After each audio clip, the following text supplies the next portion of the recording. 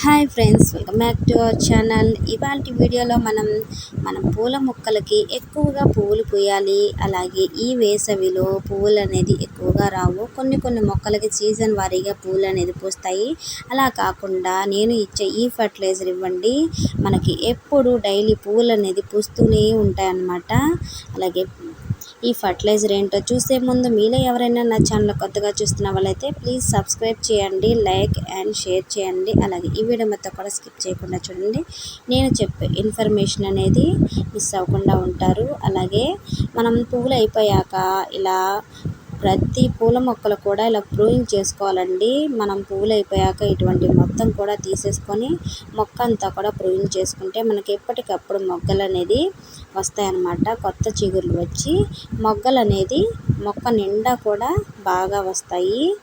ఏ మొక్క అయినా సరే అండి, గులాబీ మొక్క అయినా, ఇలా కాగడా మొక్క అయినా సరే, ఏ మొక్కకైనా మనం ఇలా ప్రూనింగ్ చేసుకుంటేనే మనకి కొత్త చిగుర్లతో మళ్ళీ మొగ్గలు అనేది వస్తాయి. ఈ వేసవిలో ఈ ఫర్టిలైజర్ ఇచ్చి చూడండి, మనకి డైలీ పువ్వులు అనేది బాగా పూస్తాయి. అలాగే పూల మొక్కలు కానివ్వండి, పండ్ల మొక్కలు కానివ్వండి, చాలా హెల్తీగా ఉంటాయండి. నేను ఇచ్చే ఈ రిచ్ ఫెర్టిలైజర్ అనమాట, మంచిగా యూజ్ అవుతుంది. ఎప్పుడూ కూడా పూలు పూస్తూనే ఉంటుంది.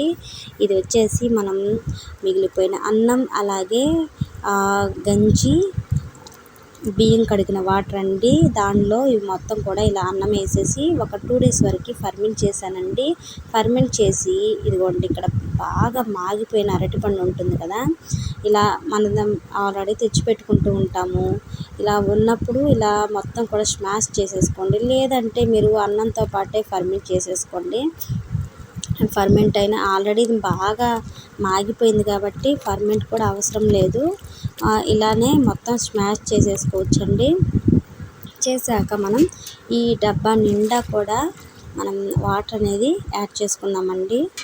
ఇప్పుడు ఈ డబ్బా నిండా వాటర్ అయితే నేను తీసుకున్నాను కదా, మళ్ళీ మనం బకెట్లో వాటర్ తీసుకొని బకెట్ నిండా వాటర్ అయితే తీసుకున్నానండి. ఆ వాటర్కి ఈ లిక్విడ్ అనేది దాంట్లో యాడ్ చేస్తానండి. యాడ్ చేసి మన మొక్కలకి నేరుగా ఇవ్వచ్చు, లేదంటే మీరు వడకట్టుకొని ఇవ్వాలి అనుకుంటే మీరు వడకట్టుకొనైనా ఇవ్వచ్చు. ఎందుకంటే మనం మొక్క మొదట్లో వేస్తున్నాం కాబట్టి నేనైతే వడగట్టనండి, ఇలాగే మొక్కలకు అనేది ఇచ్చేస్తాను.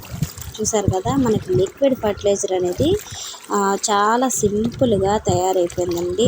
మనకి రిచ్ ఎన్పికే దొరికే రిచ్ ఫర్టిలైజర్ అనమాట. మనకి మంచిగా పువ్వులు అనేది పండ్ల మొక్కలకు కానివ్వండి, వెజిటేబుల్స్ మొక్కలకి, ఆకుకూర మొక్కలకి, ఇలా వేటికైనా సరే అండి ఇవ్వచ్చు. మనకు మంచిగా అయితే యూజ్ అవుతుంది. ప్రతి మొక్కకు కూడా మనకి మంచి రిజల్ట్స్ని అయితే ఇస్తుందండి ఈ ఫర్టిలైజర్ అనేది.